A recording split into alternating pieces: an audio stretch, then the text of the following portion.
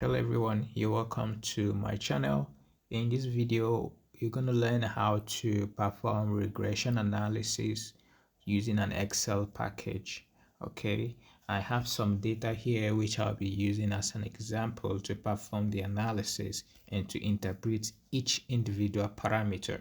So why do we use regression analysis in the first place?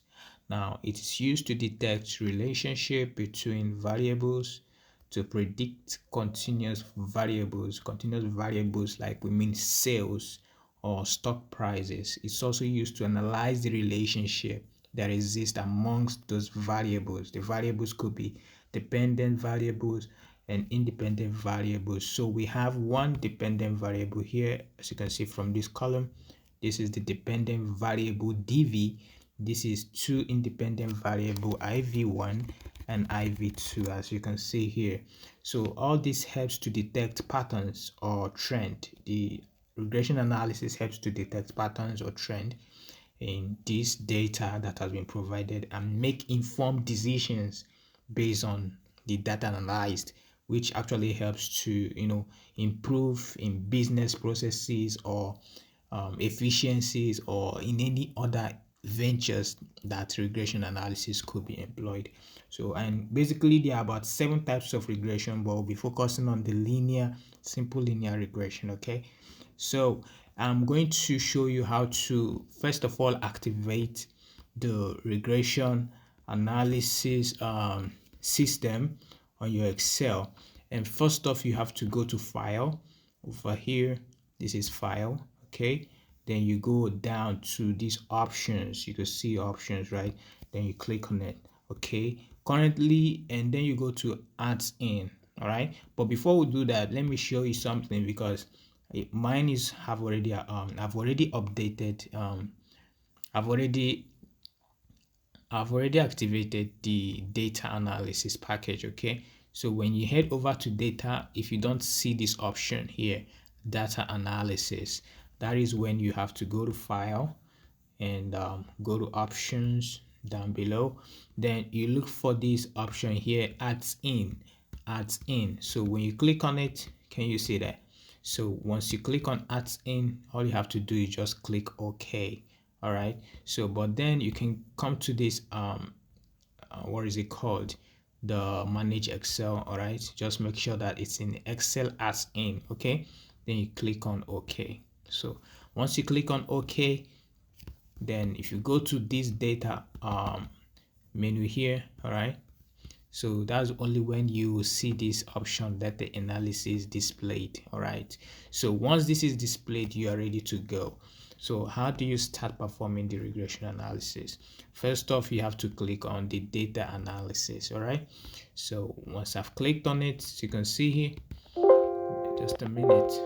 So as you can see here, this is the option it displayed. Okay, so I have to scroll to find regression. So this is option regression, right? So I click on regression, then I click on OK. Okay, so now how do I now perform? This is the menu for regression. Okay, so how do I now perform regression analysis on this dependent variable, then with these independent variables? Okay, we have one dependent variable, we have two independent variables. So the input y range, the dependent variable is the y. Okay, the independent variables are the x. So I have two x independent variables, meaning x1 and x2. All right, so once I click on the input y range, once I'm sure the cursor is highlighting on it, so I have to highlight this column for the dependent variable. All right, so it has identified it. Okay, so now I click on the x range. So I want to make them multiple, right? I want to analyze both independent variables at a time. So once I've clicked the input x range, I'm going to highlight the two independent variables like that. Then yeah, then I stop. Okay, so once that is done, it is ready. So what do I need? I need my analysis to be labeled. All right, so there's a confidence level. Default is 95%. Okay, so output options, new worksheet. Of course, it's going to generate a new worksheet to present my result. So, and then I need residuals here. We need residuals. I'm going to explain that. And we also need residual plots. I will explain that. And we also need line fit plot. I will also explain that. Okay. So now I'm going to click OK. Now I click OK. And then it has given me my result. Everything displayed. Now, how are we going to interpret? Now, before we do that, let me open up this just to make it presentable so that it's more visible, okay? So I'm just trying to open up the parameters, all right? So just a minute, just give me some minute while I do it. Yeah, it's quite a lot of data here. So I probably don't need the upper 95 and the, okay. So we have something like this then. The line fit plots. We're also going to explain this. All right, just a minute. Just want to arrange them. Okay, I think they're okay like this. Okay, so I want to make this font visible. So let me just increase it so you get to see it much better. Let me see what font could serve. All right, so let me increase the font size. Let me see what 18 could look like. Okay, so I think I should use this. This looks better. Just a minute, I'll open this up. And yeah, I think this should be very well visible to everyone. So this is my output for the regression analysis. So we're going to interpret each of this. You can see here, this is summary output. Okay, gives you the regression statistics. All right, so we can see we have this multiple R, right?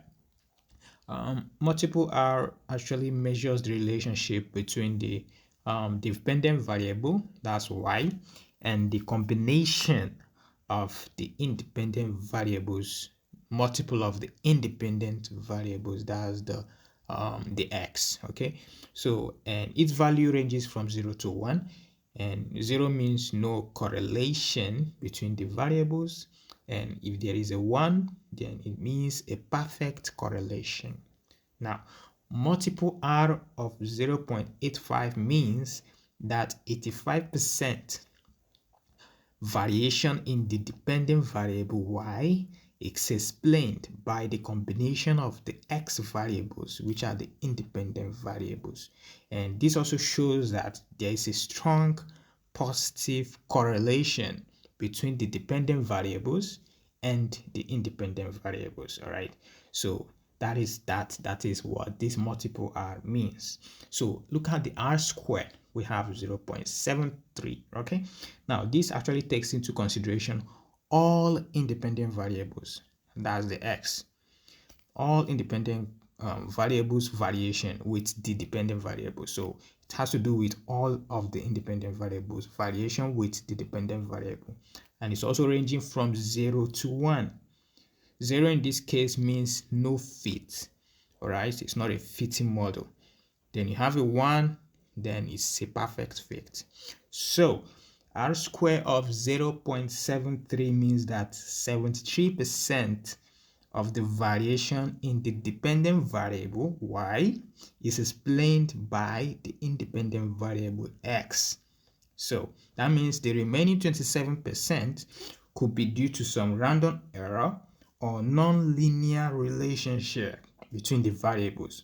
So approximately 73%, this model could account for 70% of the changes in the dependent variable. All right, so they can be attributed to the changes in the independent variables. All right, so in a nutshell, 41 to 60%. If we have 41 is less than 41 to it is greater than 41 to 60%. 41 to 60% means suggests a good model. But at this percentage, 73, all right, is moderately strong. So this is a very much moderately strong model. All right, so we can actually explain the dependent variables by the independent variables.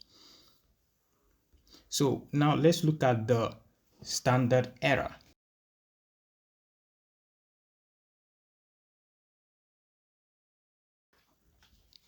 Okay, now we have the adjusted R square. All right, the adjusted R square here, as you can see, this is 0.65, that's around 65%.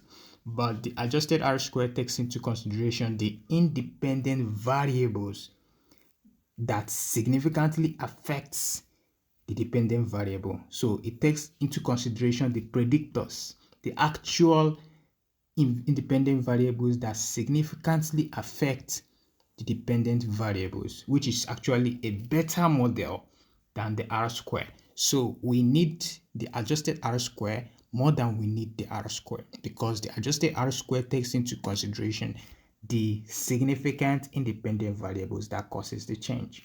All right, so an adjusted R square of 0.65 means that 65% of the variation in the dependent variable y is explained by the independent variables x, considering the complexity of the model and the sample size. So this adjusted R square of 0.65 is actually lower. You can see that there is a decrease. You can see that, right? It's actually lower when compared to the R square, the non-adjusted R square of 0.73, which indicates that some predictors may not have contributed significantly. So the adjusted R square only takes into consideration the predictors or the independent variables that significantly affect the dependent variables y. Okay, so it more like provides a more reliable estimate of the model's explanation power to prevent what we call overfitting. So this is a more reliable model. Okay, so we have the standard error. Now the standard error actually measures the variability in the residuals. We have what is called residuals. Now the differences between the observed values and the predicted values in the analysis. Okay, so the standard error indicates precision and average distance that's been observed and the predicted values, all right, along the regression line. So what this means is that along the regression line we have only deviations of about 17.4 units from the regression line. All right, that is the maximum distance away from the regression line is 17.4 units.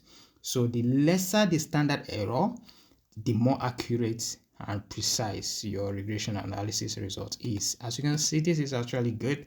All right, 17.4 units. Okay, so then we have these observations. Right, now the observations, as you can see here, we have 9 observations. It actually indicates the sample size, all right, or number of data points that have been put into consideration or employed to estimate or test your hypothesis. Okay, so that is just all about observation, because if you look here, this is 1 2 3 4 5 6 7 8 9. Okay, so that is that. So now then let's look at where is it? Let's go back, then look at the ANOVA table here. So we need some explanations for the ANOVA table. So the DF means degree of freedom for the regression, and it actually means the number of parameters estimated in the model. All right, so now if you look at the regression, the degree of freedom is 2, meaning this is for the independent variables. We had 2 independent variables, as you can see here, and that is why the degree of freedom is 2. And the residual has to do with the total. We have a total. Let me show you. Let me put this on.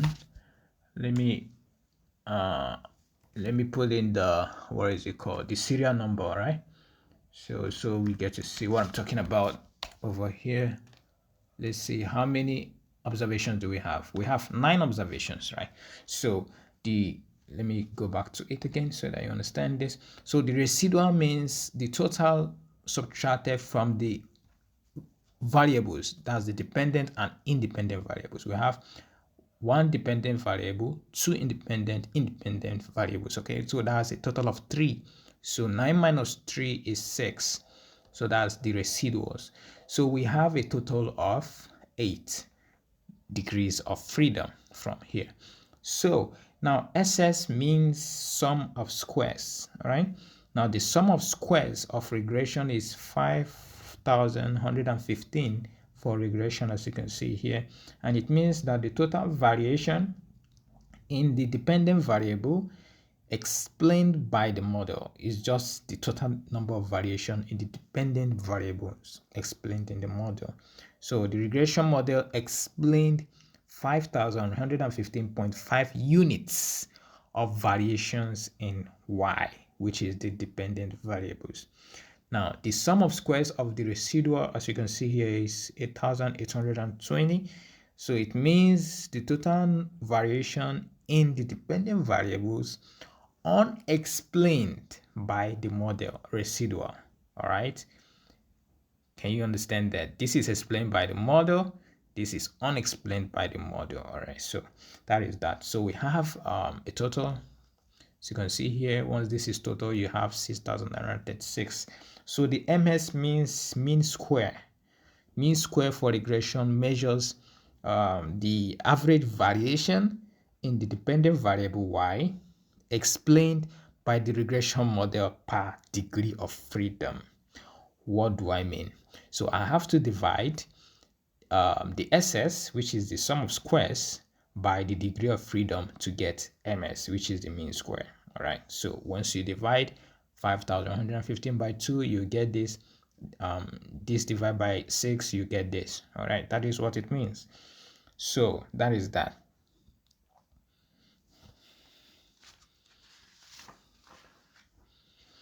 Now, this is F. F is called the F regression, or we call it the F static, which means it actually measures the significance of the model. Yeah, significance of the model, right? So, and how do we get this? We only get this by dividing the MS regression, that of MS regression. This is mean square of the regression. Then you divide it by the mean square of the residual. So once you divide this by this, 2557 by 303, you get 8.4. Now, this 8.43 approximately implies that the regression model is significant because it's 8.43, and the probability of observing this F regression by chance is low. All right. So typically F values less than 1 is considered to be a non-significant relationship. So F values in the range 1 to 5 is said to be moderately related.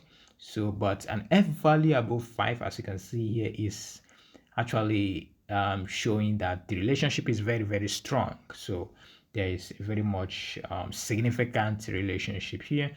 So we have the significance F here. Over here we have significance F of 0.018. So the significance F of 0.018 shows that the regression model is significant. The relationship between the predictors, which are the independent variables, and the dependent variables, are statistically significant.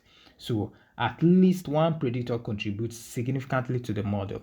The significance F is also called the pi value or the p value, or we can say the probability value. It also measures the probability of observing the F static by chance, assuming no relationship. So the probability of observing this F static, 8.43 by chance, is 1.8%. Just multiply this by 100. So it's 1.8%, as you can see here. So, and once we have p-value greater than 5%, we get to say that that's significance F is, if it's greater than 5%, we get to say that there's no relationship, there's no linear relationship, and as such, the statistics presentation is insignificant. So, but once we have the p-value, that significance F here, lower than 5%, then there is a linear relationship and it is statistically significant. As you can see here, this is 0.018 is 1.8%, which is actually less than 5, as you can see. So that is why it is statistically significant. So this value also suggests that the coefficients and predictors are reliable. Okay, so and they are reliable as a significant portion of the variance and can be explained by the independent variables and low probability of observing them by chance, as we've talked about in the F regression. All right, so let's look at this is the coefficient. We have the intercept. This is the intercept value. Okay, we have a general linear regression equation that says y equals to a plus beta x. So y here stands for dependent variable, x stands for the independent variables, which can be x1, x2 with their beta coefficients, b1, b2, and so forth. So the a is the intercept. So our intercept here in our analysis is minus 16.1, which we can use to manually, quantify. All right. So now this coefficient of 6.97 for IV1, all right, the coefficient of 6.97 for the independent variable IV1 represents change in the dependent variable y for 1 unit change in the independent variable x, which is actually our beta coefficient. Okay, so that is the slope. So because slope is changing y over changing x or thereabouts. Okay, so this is the change in the dependent variable for 1 unit change in the independent variable. That's what this value means, while holding all other independent variables constant. That's other predictors. All right, so the IV2 4.59 here means it represents the change in the dependent variable y for 1 unit change in the independent variable IV2, all right, while holding IV1 constant. Okay, so that we can actually look at. This is what it means literally. Let's use this for example. The coefficient, that's b1 here now is 6.97, b2 is 4.59. Okay, the coefficient of 6.97 here means that for every 1 unit increase in IV1, holding all other predictors constant, now the change in the dependent variable y is expected to increase by 6.97 units. All right, now let's take for example that our our dependent variable stands for sales or revenue, sales revenue in dollars. All right, let's say it stood for sales revenue in dollars, and our IV1 stood for price.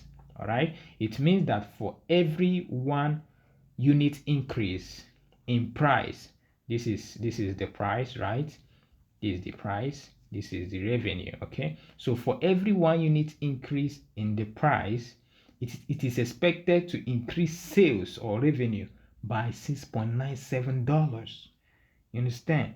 So that is the assumption. And the assumption here is that there's a relationship between the independent variable and the dependent variable. All right, so there are no effects of other predictors. So this is totally dependent on this, in such that for every 1 unit rise in price, the revenue is expected to increase by 6.97. So that is what this means. Likewise for this. All right, so the coefficient of b2 now, this 4.59, means that for every 1 unit increase in IV2, right? That is the independent variable, which is we were talking about price, okay? While holding other predictors constant, that is IV1, all right? Now, the sales revenue, which is the dependent variable, is expected to increase by 4.59 units, as I've previously explained here, all right? So, and that is that. Now let's look at the residual output before we come to this. I think we've explained the standard error previously. So let's look at the residual output. Now the residual output, you can use it to test the method. All right, using the relationship y equals to a plus bx. Okay, I've stated earlier that y means dependent variable. All right, a means intercept, which we've actually explained here, and the beta coefficient is the slope. Coefficient of the IV1, as the beta coefficient of IV1 is the slope 6.97, that of IV2 is 4.59. And then we talked about the x. The x means the independent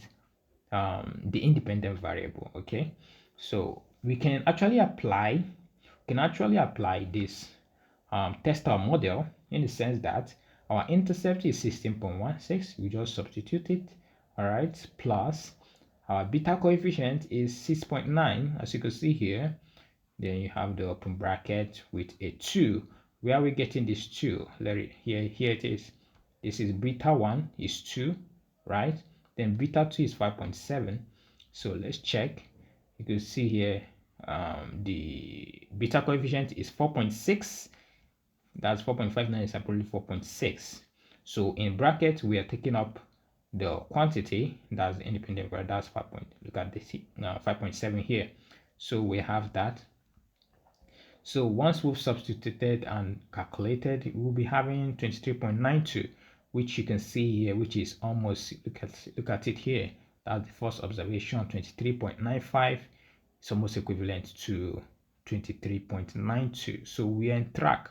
Okay, so if you do likewise for this value and this value, this value and this value, once you've done all that, you will still be having all these values coming up, showing that the model is linearly related and our model is very much significant. Okay, so this is just one way to confirm some of these values. All right, as you can see, it is all making a lot of sense now. So, and that is basically it. And then what does 23.95 mean? All right, as you can see here, we calculated 23.92, but what does the predicted dependent variable mean? What does it mean? So if we are looking at this, dependent variable is the sales, the sales revenue. What does it mean? All right, so now if these are our sales revenue based on the independent variables, all right, so an output of 23.95 can mean in dollar is $1,000, right? So we can just multiply this by 1,000 based on the unit you're working in. So an output of $23,950 is to be made at 5.7. Where is it? Let me show you. At 5.7 and $2 respectively. All right, so once this is taken into consideration as the prices, okay, you're going to be making an output revenue of 23,950. So our model is correct. All right, so residual, as you can see here, these are the residuals. Residuals literally means the difference between the actual value and the predicted value. All right, so if you look closely, let's take a look at that. Then the actual value should have been around 42,000. That's 42 here. Bear in mind, this is just an example. This is not a typical result, so to say. So the actual value is 42. So the difference between 42 and 23.95 is going to give you this value. All right, and the difference between 34 and this predicted value of 34.23 is going to give you this. So that is how these residual values are gotten. Okay, so let's look at let me see from the table. Let's see which we can look at from here. So let's look at the t-stat. All right, so we have a t-stat of minus 0.86. So t-stats represent t-statistics, which measures the number of standard errors away from the intercept coefficient. All right, so it means that the intercept coefficient is minus 0.86, standard error below 0. So since the t-statistics is actually less than 2, as you can see here, very much less than 2, it's not statistically significant. Okay, so the relationship between the predictors, that's the IV1 and IV2, and the dependent variables may be solely based on the slope. So that is where the significance is coming from. It's solely based on the slope, on the slopes. All right, So a negative t-stat, as you can see here, means negative relationship between the intercept and the dependent variables, and also a negative intercept coefficient. So that's what a negative intercept coefficient means. So now I will look at the upper 95%, just a minute. So an upper 95% of 15, where is it? This is too large. This is 15.29 for IV1. Okay, so an upper 95%, for example, of the IV1, 15.29 represents upper bound of the 95% confidence interval. This interval actually provides a range of possible values. Hence, there is a 95% probability that the true coefficient lies between 95% and upper 95% value, lower 95% and upper 95% values. So if the estimated coefficients as used earlier of 6.97, all right, for IV1, so that means there's a 95% confidence that the true coefficient lies between minus 1.34 and 15.29, right? So that's the lower and the upper. So that's just what it means. So let's look at the residual plots. I told you guys that we'll look at the residual plots. Just a minute, just adjust this. So we have the residual plots here. So I just want to make it more visible. So we have the residual plot. Okay, now you can see that we have some data around the horizontal. All right, now residual plots, you have to understand that close data points near the horizontal axis indicate a good model fit. All right, and random scattering of the data point is also an added advantage. You can see there is a random scattering and there is some data points that are close to the horizontal axis. So if they were not randomly scattered, it means our model is not really significant. So we have model issues that could be ascribed to the presence of outliers. Okay, so you can see there is a random scattering and data points that are close to the horizontal line. So that is supporting our model. So, and then we have the line fit plot. The line fit plot. Let's look at the line fit plot. Right, look at it. So in this scenario, the close data point means stronger linear relationship. As you can see, there's very much close data points here. So there's a strong linear relationship and a high correlation between the dependent variable, that's y, and the independent variables x. So there's a good linear relationship represented by the regression line, which I have not inserted that, but you can see there's typically a line there over there. So it also shows that the model is actually captured by this relationship. Okay, so as you can see, that is what we also have here for the IV2. Yeah, so this is all about regression analysis, and I hope this would help you to interpret your analysis better based on the parameters you are looking at. So this is just an example I chose. I just formulated these values to explain regression analysis. And thank you for watching, and don't forget to like and subscribe to my channel.